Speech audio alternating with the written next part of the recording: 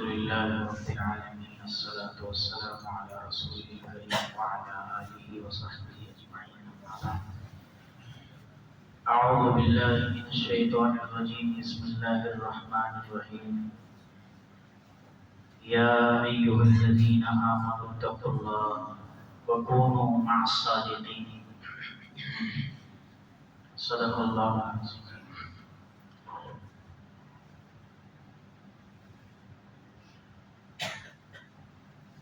اللہ رب العزت نے ہم سب کو بنایا ہے تاکہ ہم اس کی عبادت کریں.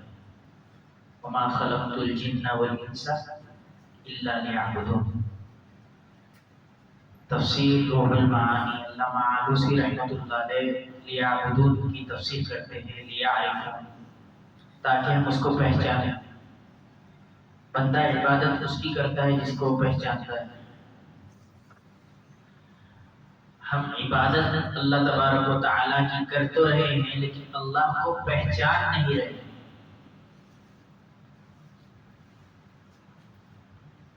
اللہ کو مان تو رہے ہیں، اس لیے تو روزہ بھی رکھ رہے ہیں، نماز بھی پڑھ رہے ہیں،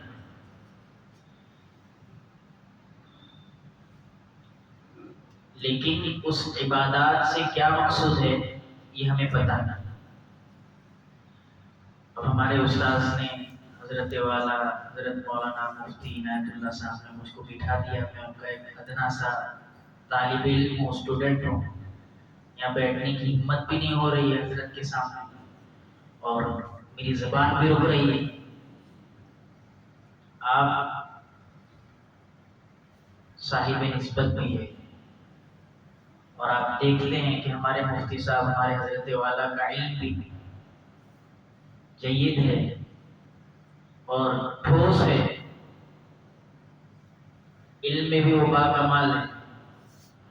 اور انسان کے اندر ایک علم ہوتا ہے اور ایک معرفت ہوتی ہے. حضرت مولانا اشرف علی تھانوی سے پوچھا گیا عالم افضل ہے یا عارف افضل ہے؟ کہا کہ عارف افضل ہے. اور جس کے اندر دونوں باتیں ہو، عالم بھی ہو عارف بھی ہو، تو نور علی نور. میں نے آپ کے سامنے ایک آیت شروع میں پڑھی، یا ایھا الذین آمنوا اتقوا اللہ.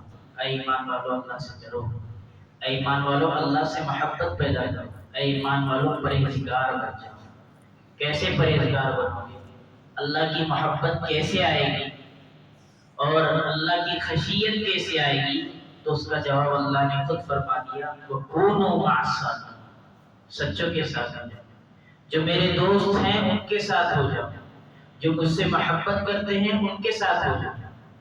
تم اپنے دل کو میرے ساتھ لگانا چاہتے ہو، میرے ساتھ اپنے تعلق کو استوار رکھنا چاہتے ہو، میرے ساتھ اپنے تعلق اور کنیکشن کو جوڑنا چاہتے ہو. روزے کا بھی یہی مقصد ہے، نماز کا بھی یہی مقصد ہے، تلاوت کا بھی یہی مقصد ہے، ذکر کا بھی یہی مقصد ہے. تو کیا ہے؟ وَكُونُوا مَعَ الصَّادِقِينَ. میرے دوستوں کے ساتھ ہو جاؤ. جب تم میرے دوستوں کے ساتھ ہو جاؤ گے تو جس طرح انہیں عبادات میں مزہ آتا ہے،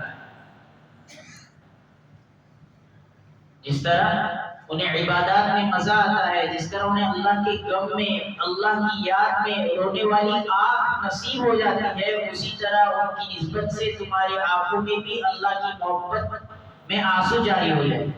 تمہیں بھی محبت میں عبادات میں مزہ آنے لگے. آج ہم عبادات کرتے ہیں بوجھ سمجھ کر، لیکن جب صاحب نسبت سے اپنے تعلق کو جوڑ لو گے تو وہ عبادات بوجھ نہیں، عبادات میں مزہ آئے. ذکر کرنے بوجھ معلوم ہوتا ہے، قرآن کی تلاوت میں بوجھ معلوم ہوتا ہے، لیکن جب اللہ والوں کے ساتھ ہو جاؤ گے تو ذکر میں لذت آئے گی. ہمارے استاد پیچھے بیٹھے ہیں، انہوں نے ہمارے درس میں ایک بات کی جو مجھے ابھی بھی یاد ہے. انہوں نے کہا آپ کے مسجد کے امام صاحب مولانا مفتی عنایت صاحب، میں کہتا ہوں اپنے آپ بڑے خوش نصیب ہیں کہ آپ کو تو ان کا پانچوں وقت آپ کو ان کی صحبت نصیب ہوتی. ہم بس صحبت کا کچھ ہی وقت ان کے ساتھ گزار پائے. ہم اب جب مجھے پتا چلا کہ میں تو اپنے دوسرے سفر میں تھا، لیکن مجھے پتا چلا ہمارے حضرت کی طبیعت 2 دن سے آگے ہی چل رہی ہے، بیمار ہے، تو میں بولا مل لیتا ہوں، اس بہانے ملاقات بھی ہو جائے گی، اس بہانے سے اللہ والوں کی صحبت نصیب ہو جائے گی، اس بہانے سے میرا وہ سفر نہیں بلکہ وسیلہ ظفر بن جائے گا۔ آپ لوگ بڑے خوش نصیب ہیں کہ آپ کو صاحب نسبت کا فیض اور صاحب نسبت کی صحبت حاصل، تو آپ ان سے سیکھیے کہ ذکر کیسے کیا جاتا ہے۔ ہاں میں یہ کہہ رہا تھا، ہمارے درس میں ہمارے حضرت نے کہا تھا، ہمارے استاد نے، کہ دیکھو جب اللہ کا نام لو تو مزہ کیسے آئے گا۔ جس طرح ابھی میں آپ کو روزے میں دوپہر میں مرغ مسلم کہوں، چکن بریانی کہوں، چکن ہنڈی کہوں، ابھی کس کے لوگوں کے منہ میں پانی آ گیا ہوگا، تو وہ جو پانی جم جاتا ہے منہ کے اندر اور وہ مزہ آتا ہے، اسی طرح جب اللہ کا نام لو تو ایسا پانی اور مٹھاس آ جانا ہے۔ یہ کب ہوگا؟ جب اللہ والوں کی صحبت نصیب ہو، جب بندہ اللہ والوں کی صحبت میں آتا ہے پھر جنت میں جاتا ہے۔ آپ بولو گے کیسے؟ سب کو جنت میں جانا ہے نا، بولو سب کو جانا ہے جنت، روزہ ابھی سے لگ گیا کیا؟ سب کو جانا ہے جنت میں۔ جنت میں داخل ہونے کے لیے اللہ تبارک و تعالیٰ نے پہلے یہ کہا کہ میرے نیک بندوں میں شامل ہو جاؤ، پھر جنت میں چلے جاؤ۔ کہاں ہے؟ قرآن میں ہے، سورہ فجر میں، فَادْخُلِي فِي عِبَادِي، کہ میرے بندوں میں، میرے دوستوں میں، جن کو عبادات میں، ذکر میں مزہ آتا ہے، جو امت کی غم میں روتے ہیں، تڑپتے ہیں، بلبلاتے ہیں، پہلے ان میں تم شامل ہو جانا، پھر تم جنت میں انٹر ہو۔ جنت کیوں نہیں ملے گی؟ جنت ملے گی اللہ والوں کی صحبت سے۔ انجینئر بنتا ہے انجینئرنگ کی صحبت سے، کتابیں پڑھنے سے انجینئر بنتا ہے؟ نہیں بنتا۔ ڈاکٹر بنتا ہے کتاب پڑھنے سے ڈاکٹر نہیں بنتا، ڈاکٹروں کے ساتھ رہنے سے ڈاکٹر بنتا ہے۔ آپ کو ایسے کتنے گیرج اور کاریگر ملیں گے جنہوں نے کتابیں نہیں پڑھی، لیکن وہ گیرج والے بچپن سے گیرج والے کے ساتھ رہے تو ماہر گیرج والے بن گئے۔ اب جو انجینئر اور آئی ٹی والے اسٹوڈنٹ ہیں وہ ان سے آ کر سیکھتے ہیں۔ تو پتہ کیا چلا؟ صحبت اصل چیز۔ جب بندہ صحبت اختیار کرے گا اللہ خود علم سے نواز دے گا۔ تو آپ بڑے خوش نصیب ہیں کہ آپ کو ایک عارف بھی ملا ہوا ہے اور ایک عالم بھی ملا ہوا ہے، اور ایسا ویسا عالم نہیں۔ میں کئی ساری مسجدوں میں جاتا ہوں، دوسری کی تحقیق کرنا مقصود نہیں ہے اور کسی کی تعریف کرنا بھی مقصود نہیں ہے، بلکہ مقصود یہ ہے کہ ہمارے پاس جو نعمت ہے اس کی قدر کر لیں۔ ورنہ کیا ہوتا ہے؟ ہمارے پاس جو قیمتی خزانہ ہوتا ہے اس کی قدر نہیں کرتے، جب وہ ہاتھ سے چلی جاتی ہے نا پھر بولتے یار اچھا آدمی تھا، اچھا مفتی صاحب، اور جب تھے تو دور سے ہی۔ السلام علیکم۔ اپنے تعلق کو، اپنے دل کے رشتے کو اگر اللہ سے جوڑنا ہے تو سب سے پہلے اللہ والوں سے تعلق بنانا پڑے گا، اللہ والوں سے اپنے رشتے کو قائم کرنا پڑے گا۔ کیوں؟ میں کیوں کہہ رہا ہوں آپ لوگوں سے؟ قرآن دیکھیے، یا ایھا الذین آمنوا اتقوا اللہ، اللہ کس سے کہہ رہا ہے؟ ایمان والوں سے کہہ رہا ہے کہ محبت پیدا کرو، مجھ سے ڈرو۔ ایمان والوں سے کہہ رہا ہے، اے ایمان والوں جنہوں نے کلمہ پڑھا ہے پرہیزگاری اختیار کرو۔ کیسے پرہیزگاری اختیار کرو گے؟ تم ایمان والے ہو، تم مومن ہو، ولی نہیں ہو۔ ولی بننا ہے وَكُونُوا مَعَ الصَّادِقِينَ، اللہ والوں کے ساتھ رہنا۔ اچھا میں یہ بات کیوں کہہ رہا ہوں؟ میں یہ بات اس لیے کہہ رہا ہوں کہ ہماری اللہ والوں سے، ہمارے اساتذہ سے صحبت کا کنیکشن ٹوٹ گیا، اس لیے میں کہہ رہا ہوں کہ یہ آپ سے کنیکشن بنائے ہوئے تو اپنے کنیکشن کو آپ مضبوط کر لیجیے تاکہ آپ کو اور ہم کو اللہ مل جائے۔ جب اللہ مل جائے گا ہم بھی اللہ والے بن جائیں گے، جب اللہ مل جائے گا تو ہم بھی اللہ والے۔ شرط کیا ہے؟ وَكُونُوا، بولیے وَكُونُوا مَعَ الصَّادِقِينَ، سچوں کے ساتھ۔ إِنَّمَا يَخْشَى اللَّهَ مِنْ عِبَادِهِ العُلَمَاء، اللہ سے ڈرنے والے، اللہ کی خشیت تو کس کے پاس ہوتی ہے؟ اللہ کی سمجھ رکھنے والوں کے پاس ہوتی ہے۔ تو ہمیں چاہیے کہ ہم اپنی زندگی کو بنائیں۔ انسان اپنے ظاہری علاج ڈاکٹر کے پاس نہیں کھاتا۔ یہ ہمارے پیچھے جوان بیٹھے ہیں، یہ ہمیشہ ڈپریشن میں رہتے ہیں کہ میری باڈی نہیں بن رہی ہے، जिम में जा रहा हूँ, वो जिम वालों को देखता है, वो उनकी सोहबत में रहता है, बोलता भाई मेरे को अपना पार्टनर बनाओगे क्या? क्यों? ताकि मेरी भी बॉडी बने।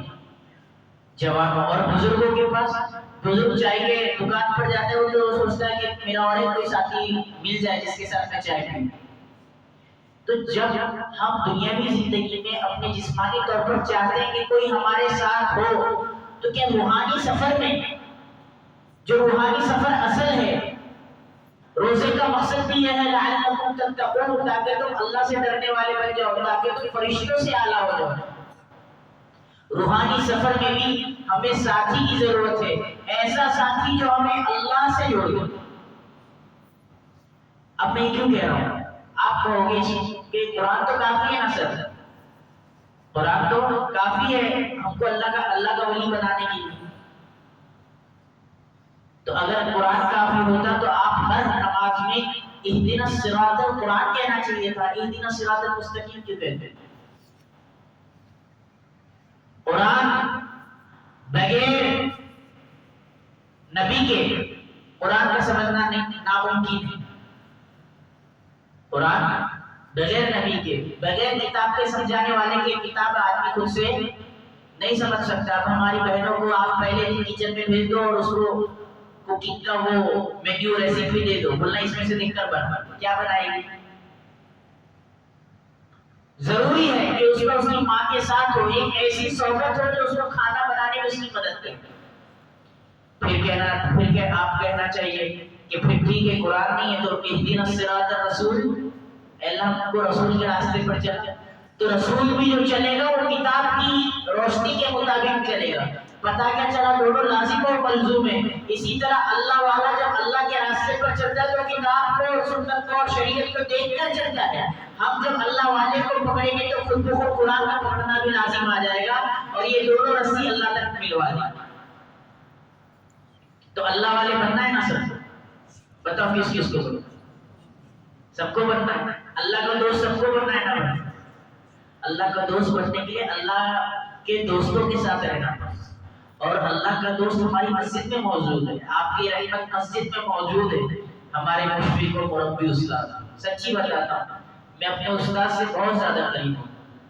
मैं अपने हालात मेरे उस्ताद को बताता हूँ कि देखिए मेरे साथ ये भी हो रहा है, मुझे ये भी ख्यालात आते हैं। अगर जवान शर्माता हुआ कि हमें अपने मुफ्ती साहब को कैसे बताओ, मुफ्ती साहब बड़े, तो सुनिए हम भी अपने हालात अपने मुफ्ती साहब से शेयर करते हैं कि मुझे जिक्र में ध्यान नहीं लगता, मेरी नमाजों में ध्यान नहीं लगता। हमारे असातिज़ा, हमारे मुरब्बी, उसी तरह अल्लाह वाले हम सब के मुरब्बी। आप बड़े खुशकिस्मत हैं कि आपको आरिफ बिल्लाह आपकी मस्जिद में है और एक आलिम दीन, मुमताज आलिम दीन आपकी मस्जिद में। तो इस पर आपको शुक्र भी अदा करना चाहिए। लइन शकरतुम लअज़ीदन्नकुम, और अगर आपने नाशुक्री की तो अल्लाह उस नेमत को छीन ले। तो करोगे शुक्र अदा अल्लाह तबारक व तआला। मुफ्ती साहब की तबीयत खराब थी, मैं आया आप ही के सामने, तो मुफ्ती साहब ने अचानक से कह दिया कि तुमको बात करनी, तो अब मैं इस लायक नहीं हूँ कि हजरत के सामने मैं कुरान खोलूँ और मैं तफसीर करूँ। मेरी ज़बान ये गवारा नहीं करेगी और मेरी हिम्मत भी नहीं है। ये कुछ अल्फाज थे जो मेरे दिल के मैंने आपके सामने रख दिए। तो मैं गुजारिश करता हूँ अपने सारे दोस्तों से, अहबाब से, बुजुर्गान दीन से कि आप अल्लाह वालों के साथ शामिल हो, अल्लाह वालों के साथ अपने रिश्ते को जोड़ लो, आपका रिश्ता अल्लाह से जुड़ जाए। लोग अल्लाह से मोहब्बत, जिसको अल्लाह से मोहब्बत हो जाती है फिर सारी दुनिया की झमेले से उसको छुटकारा मिल जाता है। फिर जिक्र में भी मजा आता है, नमाज में भी मजा आता है, फिर हमारे जवानों को तरावी में भी मजा आता है। फिर वो आखिरी रुकू में जाके अल्लाह अकबर नहीं बोलेंगे, वो ये बोलेंगे इमाम साहब कब तकबीर कहता है, मैं इमाम की तकबीर के साथ अल्लाह अकबर कहूंगा। क्यों? क्योंकि इसका रिश्ता अल्लाह वाले के साथ जुड़ गया। तो फिर अल्लाह उसको गुनाह से बचाएगा। निस्बत का बड़ा रौब होता है, निस्बत बड़ी प्रोटेक्शन देती है कि आपको गुनाहों से भी बचाता है, आपको अल्लाह के करीब भी करती है, नेकियों पर आमादे भी करती है। जब ये तीनों चीज हो गई, फदखुली फी इबादी में जब तुम आ गए, अब वदखुली जन्नत, अब तुम जन्नत में चले। तो जन्नत में जाने का आसान रास्ता अल्लाह वालों के साथ रहो।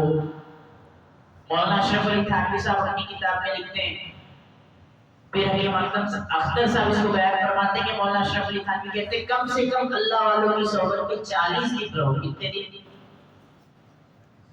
اب سچی بتاؤ, ہم اپنے مسجد کے اپنے مفتی صاحب کے ساتھ ایک دن بھی رہے, خدمت کی ہوگی, سلام پھیرے, برحمتی کا یا ارحم الراحمین چپل پہنے, تو نسبت کہاں سے حاصل ہوگی؟ ہم اللہ والے کیسے بنیں گے؟ یہاں تو بتائے کم سے کم 40 دن رہو. ذکر کی بڑی نسبت ہے. ہمارے مولانا الیاس رحمۃ اللہ علیہ ایمان, نماز, اس کے بعد علم و ذکر, ذکر کو جوڑا ہے, علم کے ساتھ ذکر کو جوڑا ہے. پتہ کیا چلا, یہ دونوں چیزیں انسان کے لیے ضروری ہے, اور یہ دونوں چیزیں انسان خود نہیں حاصل کر سکتا, یہ خود سے حاصل کرے گا, گمراہ ہو جائے گا. ذکر کے لیے ضروری ہے ذکر والے کے ساتھ رہنا, تو یہ دونوں چیزوں سے پتہ ہی چلتا ہے کہ ہمیں اللہ والوں سے مولانا الیاس رحمۃ اللہ علیہ جوڑنا چاہیے. پھر جب یہ 6 صفات 5 صفات آ جائے گی, جب وہ اپنے اندر کچھ رکھے گا تبھی تو دعوت دے گا. پھر دعوت و تبلیغ دے گا تو وہ ایسا بنے گا جہاں جہاں چلے گا لوگ صرف دیکھ کر ایمان لائیں گے.